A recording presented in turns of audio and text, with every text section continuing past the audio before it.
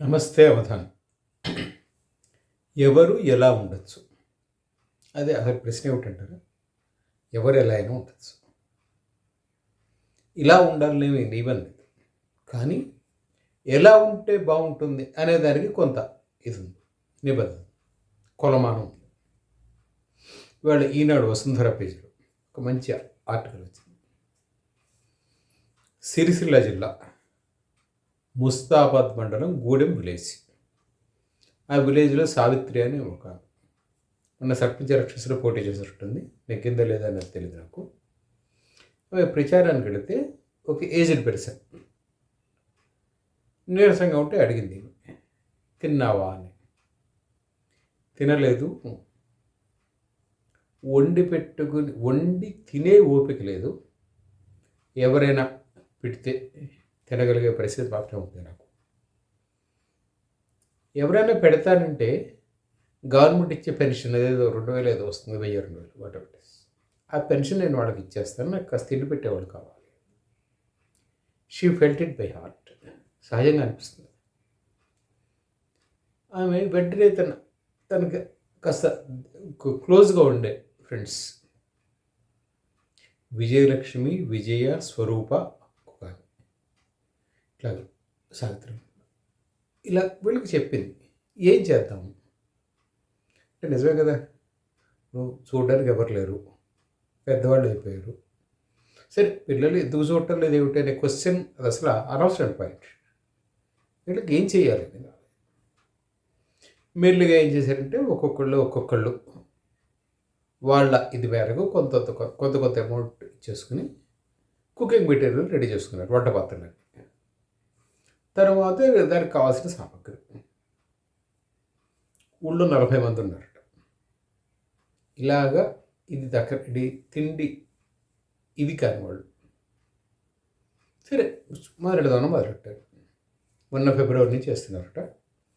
So this is 4th month 5th month what. కానీ బాగుంది కదా. అంటే ఎవరు ఎలా ఉండాలి అంటే ఎవరైనా ఎలా అయినా ఉండొచ్చు. అంతా నాకే కావాలి, అంతా నేనే అనుకుని ఉండొచ్చు, పక్క వాళ్ళకి కూడా కొంత అని ఉండొచ్చు. ఈ ముత్ర బృందం ఊళ్ళో వాళ్ళు అంటే మామూలుగా మానవ సంబంధాలు ఎలా తయారయ్యాయి ఇప్పుడు? అంటే వ్యక్తిగత అవసరాల కోసం, వ్యక్తిగత సంబంధాల కోసం పిల్లల్ని చంపేస్తున్న తల్లిదండ్రులు ఒకళ్ళని కాదు నేను. కాబోయే మొగుడినో పిల్లాడినో చంపేస్తున్న మనుషులు ఉన్న కాలం ఇది. ఈ కాలంలో పక్కవాళ్ళు అవసరం. అండ్ వీళ్ళకి ఎందుకు ఉపయోగపడరు అంటే ఆమె ఎలక్షన్స్లో పోటీ చేసింది కనుక కాదు. ఎలక్షన్లో పోటీ చేయడం అనేది ఒక విషయము ఆమె దృష్టికి రావడానికి కారణమైంది. కానీ వాళ్ళు ఏదో రేపు పొద్దున ఓట్లేస్తారని కాదు, వాళ్ళ తను నొక్కుతారని కాదు, ఇంకోటి కాదు. అండ్ వీళ్ళందరూ కూడా, ఈ చెప్పిన 5 కూడా వాళ్ళ పనులు వాళ్ళు చేసుకుంటారు, వాళ్ళ ఇంట్లో పనులు వాళ్ళు చేసుకుంటారు. వాళ్ళ ఇంట్లో పనులు వాళ్ళు చేసుకుంటూ ఈ 40 మందికి పొద్దుట రాగి జావ పంపుతారట, మధ్యాహ్నం భోజనం, రాత్రి మళ్ళీ తినడానికి ఇంకొకటి. నడవగలిగిన వాళ్ళు,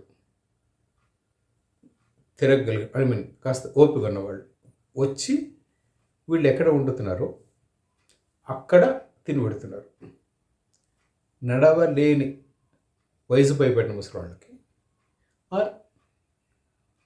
ఫిజికల్లీ డిసేబుల్డ్, కదలేని వాళ్ళు, శారీరక లోపం కారణంగా వాళ్ళకి ఒక ఆటోలో పంపుతున్నారు. ఎంత పెద్ద హృద్యమైన వ్యవహారం అది. అండ్ దీనికి యాడెడ్ శ్రావణ్ రావు ఒక ఆయన, ఆ విలేజ్ చెందిన ఆయనకు ఊళ్ళో ఇల్లు ఉంది, హైదరాబాద్లో ఉంటాడు ఆయన. He settle problem Hyderabad. ఆయన వీళ్ళు చూసిన దానికి ఇచ్చేసి ఇంటిలో సగం భాగాన్ని వీళ్ళు వంట చేసి కుక్ చేసి వాటిని సప్లై చేయడం దానికే రేచేసేట.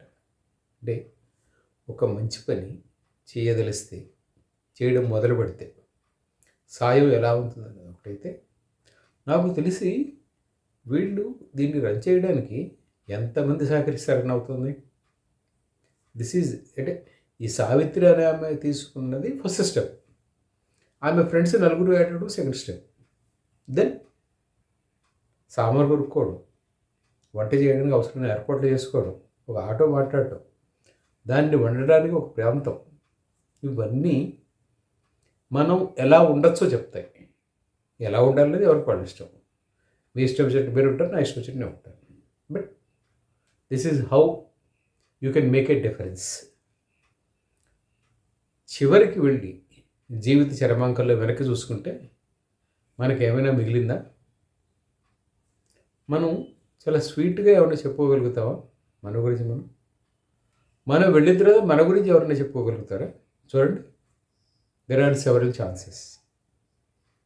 మనం ఎలా ఉండాలి అనేదానికి, నిన్నటి వరకు ఎలా ఉన్నాము, ఈరోజు ఎలా మార్చాలి దానికి 100 అవకాశాలు ఉన్నాయి. ఎవరిష్టం వాడాలి. అవధాని.